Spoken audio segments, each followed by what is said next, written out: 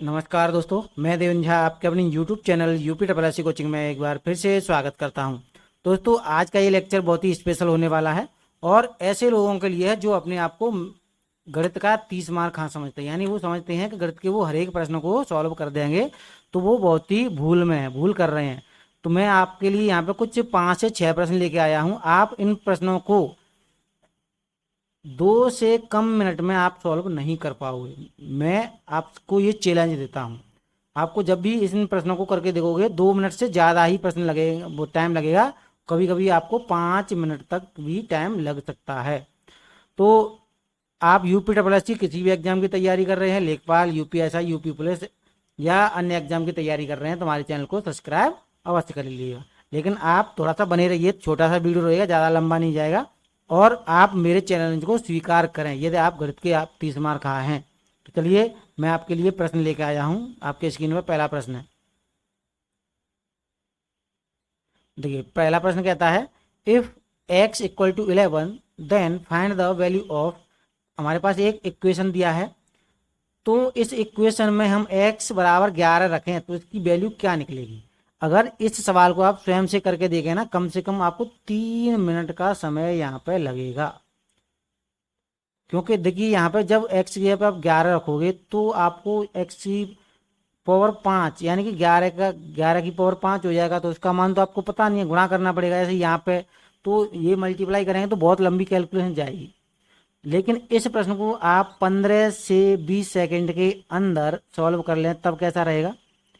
तो चलिए देखते हैं किस प्रकार का सॉल्व करेंगे। देखिए, आपको ऐसे प्रश्नों में ध्यान देना है कि जो x बराबर 11 दिया है, x बराबर 11 दिया है, उस पर ध्यान देना है। उस देखिए, यहाँ पर 11 ये है, तो देखिए 12x की पावर 4, 13x की पावर 3, इन को आपको 11 के रूप में ही विस्तार रूप में लिख देना है।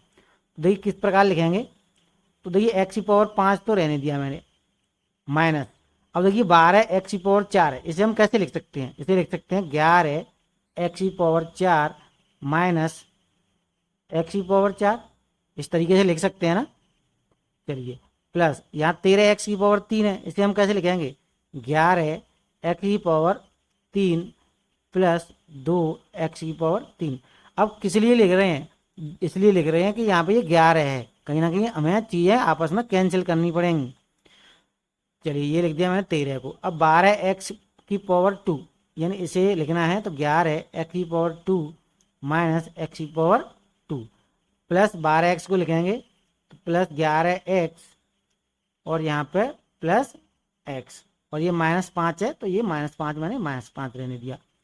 अब देखिए, यहाँ पे x की जगह पे हम 11 रखें तो क्या हो जाएगा, 11 की पावर 5 हो जाएगा माइनस। अब देखिए 11 तो है ही, अब x की जगह पे हम 11 रखें तो 11 की पावर कितना हो जाएगा 4, और ये अपने आप में क्या बना 11 की पावर 5 हो गया। ठीक है, ये समझ में आ गया होगा आपके। चलिए, माइनस x की पावर 4 यानी 11 की पावर 4। एक ही सवाल मैं आपको समझाते हुए करा रहा हूँ, बाकी का फिर हम जल्दी जल्दी करेंगे।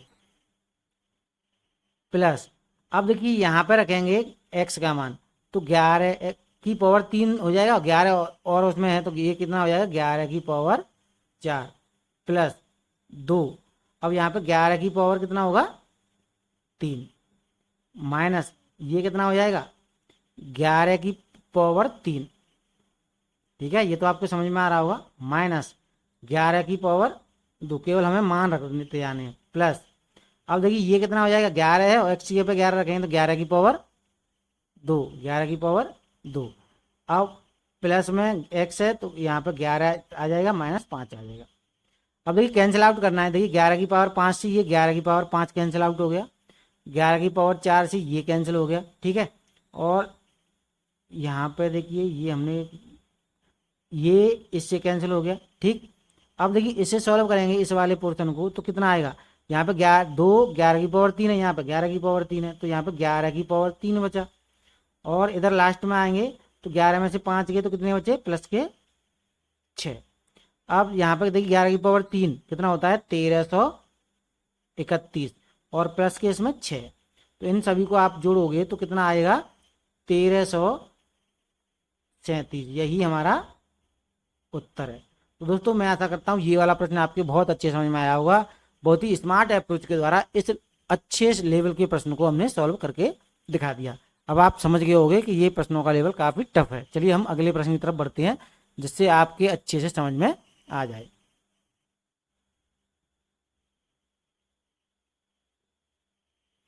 देखिए प्रश्न नंबर 2 कहता है if x equal to 8 then find the value of, ये हमारे पास इक्वेशन दिया है, इसका मान हमें ज्ञात करना है। तो देखिए यहाँ पे हमें इसका विस्तारित रूप लिखना है। पहले तो विस्तारित रूप कैसे लिखेंगे, देखिए इसका हमें विशेष ध्यान रखना है एक्स बराबर 8 का, तो एक्स की पावर 4 माइनस, अब 8 के रूप में लिखेंगे इसे, तो इसे लिखेंगे 8 एक्स की पावर 3 माइनस एक्स की पावर 3 प्लस, अब इसे लिखेंगे 9x स्क्वायर को 8x square plus x square, अब इसे लिखेंगे माइनस 9x को, तो 8x माइनस एक्स, ठीक है, इतना आ गया। अब बाकी का हमें मान रख देना है, तो x बराबर 11 रखेंगे तो कितना होगा, x की पावर 4 यानी 8 की पावर 4 माइनस, अब देखिए ये x की पावर 3 है, तो 8 की पावर 3 और ये 8 का मल्टीप्लाई हो रखा है इसमें, तो 8 की पावर 4, ठीक है, आप समझ रहे होंगे, अब तो समझ में आ रहा होगा आपके, माइनस 8 की पावर 3, इसे भी करेंगे हम प्लस 8 की पावर 3 प्लस इसे करेंगे 8 की पावर 2 और इसे करेंगे 8 की पावर 2 और ये माइनस एक्स है, यहाँ पर माइनस 8 आ जाएगा। अब ये कैंसिल आउट होगा, यहाँ पर ये इससे कैंसिल हो गया, ये इससे हो गया और ये इससे हो गया, यहाँ हमारे पास क्या बचा माइनस के 8, यही हमारा उत्तर है। ठीक है, तो हमने कितने बहुत अच्छे तरीके से, स्मार्ट तरीके से इसे सॉल्व करके दिखा दिया। यदि हम x की जगह पे 8 रखते यहाँ पर तो बहुत समय लग जाता हमने। तो चलिए ये प्रश्न आपको बहुत अच्छे समझ में आ गया होगा, मैं ऐसी आशा करता हूँ। चलिए अगले प्रकार के प्रश्न की तरफ चलते हैं।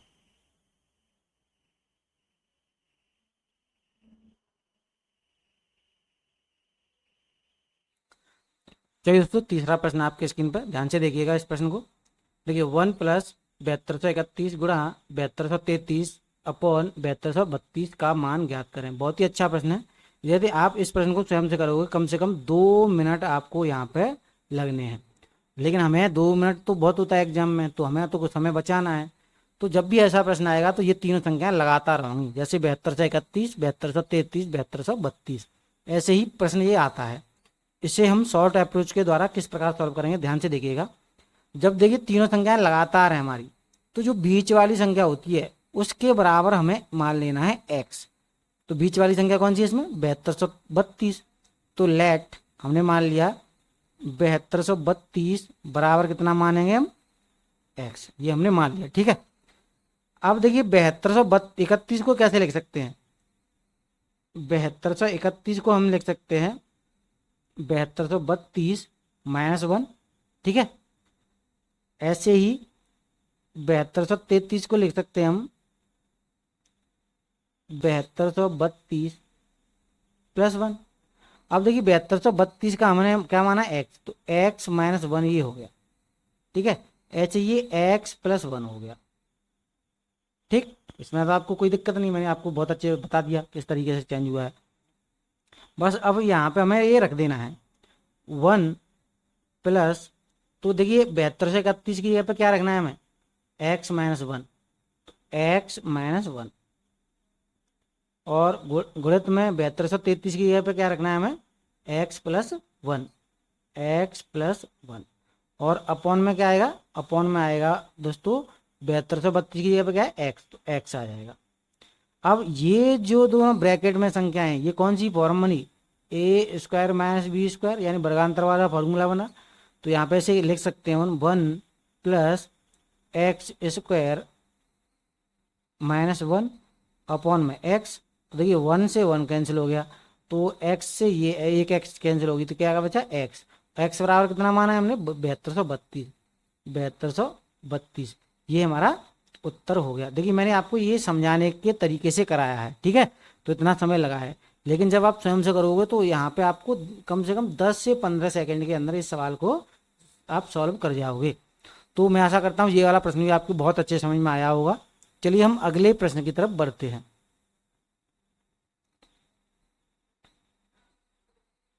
चलिए अगला प्रश्न है प्रश्न नंबर 4। तो ये बहुत ही अच्छा प्रश्न है, ध्यान से देखिएगा। 4 प्लस 673 गुणा 677 बट्टे 675 का मान ज्ञात करें। तो देखिए कहीं ना कहीं आप इस गुणा और भाग के चक्कर में कहीं 2 मिनट से अधिक समय खा जाओगे। तो हमें इतना टाइम एग्जाम में हॉल में मिलता नहीं है, तो हमें कम से कम समय में से सॉल्व करना है। तो मैंने पिछले प्रश्नों में क्या बताया था, जो बीच वाली संख्या है उसे हम मान लेते हैं x के बराबर। ठीक है, देखिए बीच इन तीनों बीच वाली संख्या कौन सी हुई, ये वाली हुई ना 675। तो लेट कर लिया मैंने x बराबर 675। ठीक है, अब ये मान लिया। अब इसे हम कैसे लिख सकते हैं, ऊपर वाली संख्या को 673 को लिख सकते हैं 675 माइनस 2। ठीक है, तो इसे 675 की जगह x रखेंगे, x माइनस 2 हो जाएगा, क्या नहीं हो जाएगा। ऐसे ही 677 को कैसे लिख सकते हैं, इसे लिख सकते हैं 675 प्लस 2। तो इसे हम कैसे लिखेंगे, x प्लस 2। बस ये वैल्यू हमें यहाँ पर रख देनी है। तो देखिए 4 तो है ही, प्लस 673 की जगह पर हमें क्या रखना है, x plus x minus 2, x minus 2। इसके बाद यहाँ पे 677 की जगह पे क्या रखेंगे, x प्लस 2। ठीक है, अपॉन में क्या आ जाएगा, अपॉन में आ जाएगा 675 यानी कि x। अब ये क्या बना भाई, ये इन दोनों का क्या बना, ये ए स्क्वायर माइनस बी स्क्वायर यानी वर्गांतर वाला फॉर्मूला बना। तो इसे हम लिखेंगे 4 प्लस x की घात 2 माइनस 4। ठीक है, ये कर दिया हमने। अब देखिए अपॉन में क्या आएगा, x। तो x से वो 4 से 4 कैंसिल हो गया, और इस x से एक x यहाँ से जाएगी, तो यहाँ पे क्या बचेगी x। और x का मान हमने कितना माना था, 675। यही हमारा उत्तर है। दोस्तों मैं आशा करता हूँ ये वाला प्रश्न भी आपके बहुत अच्छे समझ में आया होगा। ऐसे ही प्रश्न एग्जाम में ये आता है, और ज़्यादातर जितने भी बच्चे एसएससी सीजीएल 10+2 या मेंस की तैयारी कर रहे हैं तो ऐसे ही प्रश्न आते हैं। एसएससी लेवल का ये प्रश्न है। चलिए हम अगले प्रश्न की तरफ चलते हैं। दोस्तों अगला प्रश्न है प्रश्न नंबर 5। संख्या 30 गुणा 36 के गुणनफल में क्या जोड़ा जाए कि परिणाम एक पूर्ण वर्ग बन जाए। देखिए आप कम से कम इसमें 30 सेकेंड 30 से 35 सेकेंड आप यहाँ पे लगा लोगे, लेकिन मैं यहाँ पे कम से कम आपको 5 सेकेंड के अंदर अंदर इस प्रश्न को करवा दूँ। तो चलिए किस प्रकार करेंगे हम देखेंगे। देखिए ऐसे ही प्रश्न आएगा और दोनों में अंतर देखना है। तो अंतर कितना आया, अंतर आया यहाँ पे दोनों में 30 है, ये 6, तो 6 का अंतर आया। अब इस अंतर में 2 से भाग लगाएंगे, 2 से भाग, तो 2 से भाग लगाएंगे तो 6/2 हो जाएगा। तो कितना आएगा 3। अब 3 का वर्ग करना है, 3 का वर्ग करना है हमें, और यहाँ पे हमें कितना होगा 9। अब 9 ही यहाँ पे जुड़ जाएगा। तो यहाँ पे पूछा क्या है, गुणनफल में क्या जोड़ा जाए कि परिणाम एक पूर्ण वर्ग बन जाए। तो 9 इसमें जुड़ेगा तो ये पूर्ण वर्ग हो जाएगा। अब देखिए किस प्रकार मैं सॉल्व करके दिखाता हूँ, किस प्रकार आपको, अब आप समझ रहे होगे कि वैसे ही बता दिया सर ने ये। तो देखिए मैं आपको प्रूव करके दिखाता हूँ। यहाँ पे 30 और 36 का यदि हम गुणा करें आपस में तो कितना आएगा, 3 छक्के 18 और 3 तिया 9 1 10, 1080 आ गया। क्या ये पूर्ण वर्ग संख्या है, किसी का पूर्ण वर्ग तो होती नहीं है। तो यदि इसके आसपास वाली इससे बड़ी या कौन सी संख्या जो पूर्ण वर्ग होती है, तो देखिए 1089 है। इससे ऊपर वाली देखनी है, इससे ऊपर वाली तो 1089 होती है, ये होती है 33 का वर्ग। ठीक है, 33 का वर्ग। तो हमें इसके गुणनफल में क्या जोड़ा जाए कि ये पूर्ण वर्ग बने, हमें जोड़ने की बात की है, यानी इससे ऊपर वाली संख्या होगी। तो यहाँ पर 9 जोड़ेंगे तभी तो 33 का वर्ग होगा ये। तो ये मैंने आपको बता दिया कि किस प्रकार हमें, अब कितने जुड़े यहाँ पर 9 ही तो जुड़े। तो बस हमें क्या करना है, अंतर देखना है, 2 से भाग लगाना है, वर्ग करके वही हमारा उत्तर है। तो बहुत ही सिंपल। चलिए एक और ऐसा ही प्रश्न देख लेते हैं जिसके आपको अच्छे समझ में आ जाए।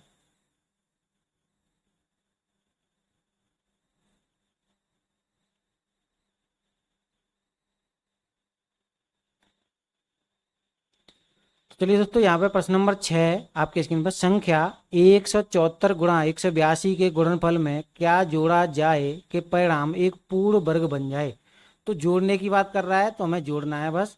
तो देखिए अंतर कितना आया दोनों का, यानी 182 में से 174 घटाएंगे तो कितना बचेगा। देखिए एक 12 में से 4 गए तो कितने बचे, यानी 8 अंतर आया। ठीक है, 182 में से 174 घटाएंगे तो 8 बचेगा।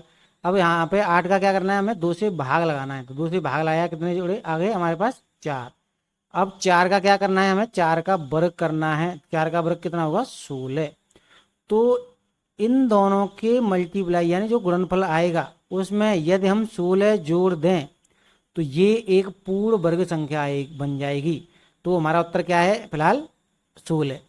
16 उत्तर हुआ, क्योंकि यहाँ पूछा क्या क्या जोड़ा जाए, 16 जोड़ा जाए तो ये संख्या पूर्ण वर्ग संख्या बन जाएगी। तो दोस्तों मैं आशा करता हूँ ये प्रश्न आपके बहुत अच्छे से समझ में आ चुके होंगे, सभी प्रकार के प्रश्न मैंने जो अभी तक कराए। तो यदि आपको ये हमारा लेक्चर अच्छा लगा हो, कुछ सीखने को मिला हो, तो आप जल्दी से कर दीजिए लाइक। ठीक है, और यदि आपको अच्छा नहीं लगा है तो आप डिसलाइक भी कर सकते हैं।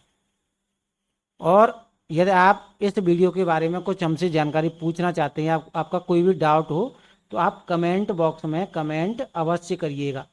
ठीक है, और यदि आपने हमारे चैनल को अभी तक सब्सक्राइब नहीं किया है तो प्लीज़ सब्सक्राइब जरूर कर लें, और साथ के साथ आपको बेल आइकन भी प्रेस करना है, जिसमें आपको ऑल नोटिफिकेशन को क्लिक करके रखना है, जिससे क्या होगा, जब भी मैं वीडियो डालूंगा तो उसका नोटिफिकेशन सबसे पहले आपको मिल जाएगा। तो दोस्तों आज के इस लेक्चर में मैंने इतने ही महत्वपूर्ण प्रश्नों को लिया था। अगले लेक्चर में आपसे फिर मुलाकात होगी कुछ महत्वपूर्ण प्रश्नों को लेकर और कुछ महत्वपूर्ण शॉर्ट ट्रिक के साथ। दोस्तों तब तक के लिए धन्यवाद। राम राम, पढ़ते रहिए।